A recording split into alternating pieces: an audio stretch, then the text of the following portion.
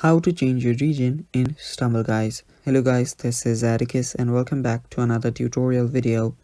In today's video, I'll teach you guys how you can switch your location in Stumble Guys, that is, change your region. So yeah, without any further ado, let's dive right into it. So the first step is of course get the app. To get the app, you can easily head over to your App Store or Google Play Store and then download it.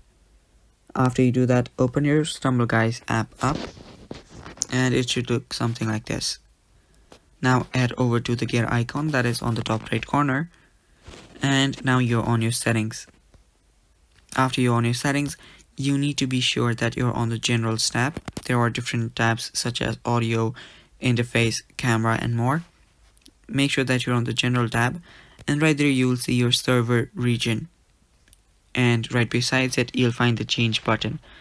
Tap on change button and right there you'll find different regions. So if you want to change it, simply choose on one, and there you go, now your server region has changed.